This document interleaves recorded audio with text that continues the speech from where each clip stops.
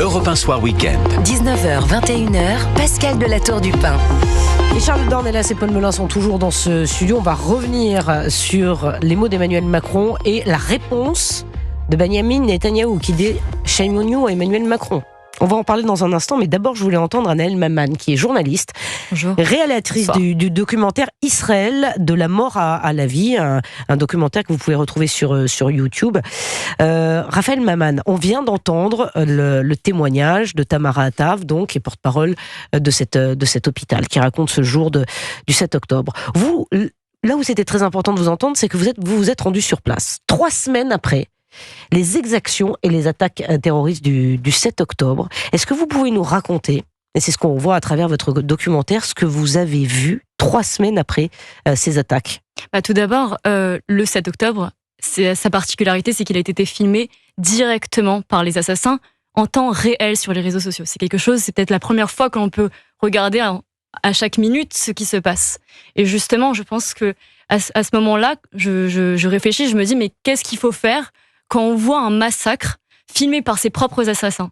Et je me suis dit, quand je pense par exemple au documentaire Shoah, qu'il fallait absolument aller filmer du point de vue des victimes pour pouvoir leur rendre hommage. Alors 3 semaines après, je me rends sur place et je filme. Et on a 2 types de témoignages. On a les lieux silencieux, mais qui racontent tout. Sur place, on voit des corps on voit du sang par terre, on voit des traces de doigts, on voit en fait des combats qui ont été menés. Je vois des soutiens-gorge, peut-être encore la dernière preuve d'une victime qui aurait été violée. Et en fait, on devine au fur et à mesure, par les preuves qui sont laissées par terre, ce qui s'est passé. Et puis, il y a un deuxième type de témoignage, et c'est ce que je voulais au départ, c'était d'aller récupérer les témoignages de ces victimes directes. Et là, on a entendu Tamara, mais on a aussi entendu Monette tout à l'heure. Et je pense que c'est ça ce qui est nécessaire, 1 an après, c'est d'écouter directement, d'aller venir aux faits, à ces personnes qui ont réellement vécu le 7 octobre. Ces personnes qui ont vécu le 7 octobre. Vous avez vu quoi 3 semaines après? Beaucoup de résilience, de détermination, des envies de vengeance? J'ai surtout entendu le silence de la plupart des témoignages des victimes, des survivants. Et leur silence était un peu le bruit de ce qu'ils avaient vécu, des supplices qu'ils avaient vécus. Et j'ai aussi vu une forme de fragilité en eux, mais aussi une forme de résilience, une volonté absolue de ne jamais pleurer. Moi, j'avais une caméra, donc de ne jamais pleurer dans la caméra. Et à chaque fois qu'une personne commençait à pleurer, me demandait non, tu effaces et on recommence.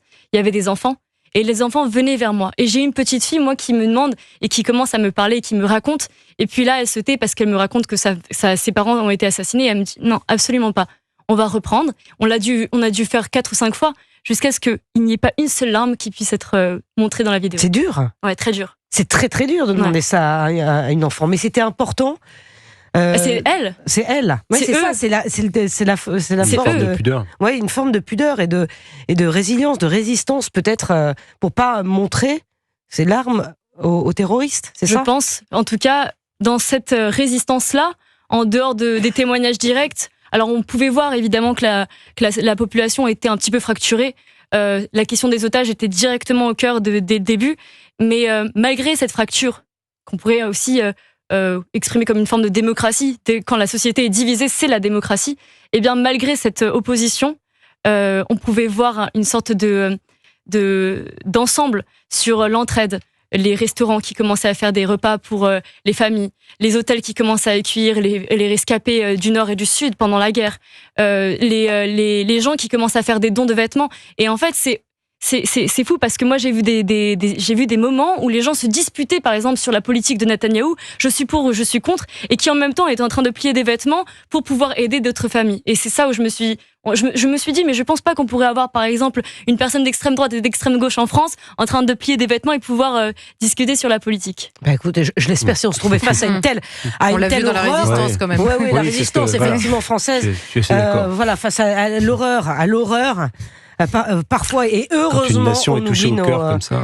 Une dernière chose sur le traumatisme. Et après, on va parler effectivement de la réaction de Benyamin Netanyahou ce soir. Les traumatismes de cette journée-là, vous l'avez vu. Comment il se traduit? On le voit, mais en fait, surtout en y restant, on commence à en avoir, mais très peu. C'est-à-dire que même une personne qui n'a pas vécu le 7 octobre ce jour-là, rien que les bruits, sont des réflexes. Il y a des horaires aussi à l'époque, je ne sais pas si c'est toujours le cas, mais quand une requête était envoyée, en fait, des études avaient été menées pour montrer que c'était à 20h pile. Alors moi, j'ai des moments parfois un peu drôles, mais c'est un peu de l'humour noir, j'ai envie de vous dire, à 19h50, on mettait nos chaussures alors qu'on commençait peut-être à s'endormir. Allez, mets tes chaussures, ça va sonner. Et puis on attendait de savoir si ou non ça allait sonner pour aller s'abriter. Donc il y a des traumatismes de bruit, il y a des traumatismes de vision aussi. Et puis au fur et à mesure, on se rend compte en fait que, et je pense que même aujourd'hui, là, c'est une société qui est encore fracturée par plein de choses. Une société qui est encore fracturée. Son Premier ministre qui a pris la parole ce soir. Je voudrais qu'on écoute les mots de Benjamin Netanyahou qui a répondu à Emmanuel Macron. Le président Macron et d'autres dirigeants occidentaux appellent désormais à un embargo sur les armes contre Israël. Honte à eux. L'Iran impose-t-il un embargo sur les armes au Hezbollah, aux Houthis, au Hamas et à d'autres groupes par procuration ? Bien sûr que non. Benjamin Netanyahou, Paul Melun, qui est dans son rôle. C'est ce que j'allais vous dire. Voilà, c'est exactement ce que j'allais vous dire. Il est dans son rôle de dire Emmanuel Macron, mais quand même, il réagit aux mots d'Emmanuel Macron. Oui, parce que Emmanuel Macron n'est pas n'importe qui, parce que la France n'est pas n'importe qui. La France est un grand pays, encore aujourd'hui. N'en déplaise à ceux qui voudraient nous voir nous effacer sur la scène internationale, la France a encore des choses à dire au monde. Et la parole du président de la République française est scrutée. Maintenant, oui, l'idée de dire que Benjamin Netanyahou est dans son rôle est importante, parce qu'il est vrai que il essaie de rameuter tout ce que la communauté internationale et tout ce que l'Occident peut avoir de moyens, que ce soit militaire ou surtout, on sait très bien que dans une guerre, c'est la communication qui compte. Donc, tous les mouvements de solidarité vis-à-vis d'Israël qui peuvent être exprimés par l'Occident sont bien sûr scrutés par Benjamin Netanyahou et souhaités par Benjamin Netanyahou. Donc là-dessus, il ne faut pas être ambigu. Par contre, effectivement, moi je pense que le rôle de la France n'est pas d'entrer dans une forme de jusqu'au boutisme ou de bellicisme, mais plutôt de dire Israël a été victime d'une atrocité, d'une barbarie, d'une monstruosité qui s'appelle Hamas le 7 octobre, de se tenir aux côtés d'Israël, de dire qu'Israël avait une riposte légitime à mener, mais que cette riposte légitime ne doit pas emmener la zone vers un conflit régional qui serait autrement plus violent pour tous les pays et qui pourrait même d'ailleurs engendrer des catastrophes aussi pour Israël. Donc, moi, je pense que la position de la France, et d'ailleurs, de ce point de vue-là, elle est assez conforme à ce qu'on observe pour d'autres pays des Nations Unies, d'autres pays d'Occident, doit être à favoriser la désescalade. Ça ne veut pas dire laisser les Israéliens en race campagne face à leurs ennemis, bien sûr que non. Mais ça veut dire penser la désescalade, penser la paix, réfléchir en responsabilité à ce qui peut être mené dans la zone avec d'autres pays, des pays qui peuvent être aussi des alliés. Je pense à l'Arabie Saoudite, je pense à la Jordanie, je pense à l'Égypte et au maréchal El-Sisi, de se dire comment on fait pour travailler collectivement à la paix. La guerre absolue n'est pas une issue. Charlotte Dornelas, est-ce que vous partagez le point de vue de Paul Melun ? C'est-à-dire que en fait, ce que dit Paul, c'est Emmanuel Macron, il est dans son rôle. C'est ça. Moi, je trouve que sur le tempo, il aurait peut-être pu attendre quand même. Non, mais pardon.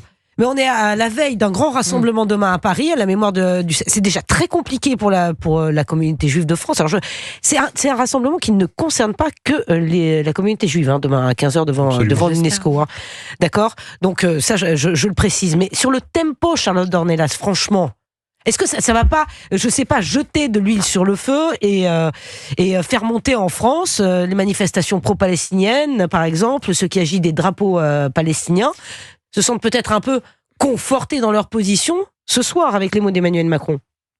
Ils lui ont jamais accordé le moindre point puisqu'ils l'accusent d'être en permanence et depuis un an complice d'un gouvernement qu'il qualifie de génocidaire. Donc ça, ils ne font absolument pas attention à ce que disent d'autres personnes qu'eux-mêmes dans une lecture complètement lunaire et très paranoïaque de la situation.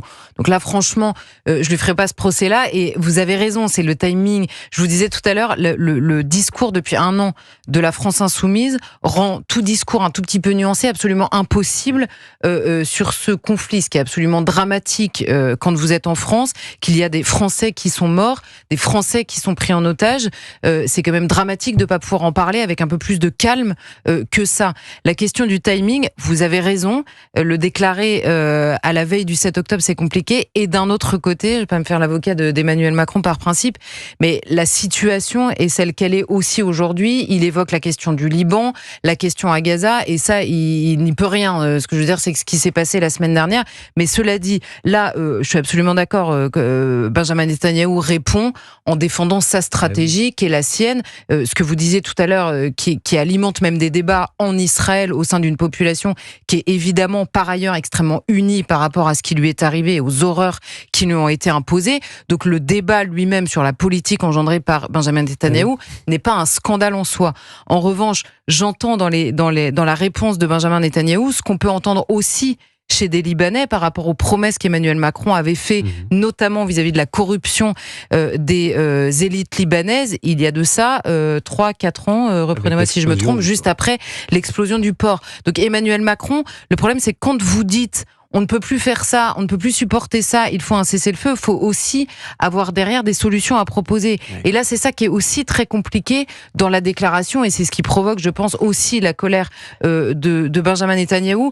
Ce qui est sûr, c'est que je veux pas avoir des jugements à l'emporte-pièce sur la déclaration d'Emmanuel Macron ou sur la déclaration d'un autre. La situation est extrêmement compliqué, et quand le président de la République française, comme depuis un an, se préoccupe des populations civiles et des conséquences de cette guerre dans le ressentiment qui pourrait naître dans des populations qui n'en ont pas aujourd'hui, je pense qu'il a aussi raison de le faire, et à des milliers de kilomètres, c'est même parfois sans doute un devoir que de le faire dans une situation de guerre. Oui. Vous voyez, je suis pas très tranchée dans ma déclaration, parce que c'est difficile de l'être dans un contexte pareil. Ouais, mais le problème, c'est qu'il y a une injonction à être très tranché depuis le début de ces drames, où effectivement les positions nuancées, et c'est un peu le cas de la diplomatie française, sont souvent mal comprises. On vous demande de prendre parti. Ou vous êtes un jusqu'au boutiste, fervent défenseur de Netanyahou, et il n'y a pas de problème, ou alors vous êtes effectivement du côté de la France insoumise ou des antisémites, et vous avez un blocage de l'empathie pour les victimes du 7 octobre. Non, moi je pense qu'il faut essayer de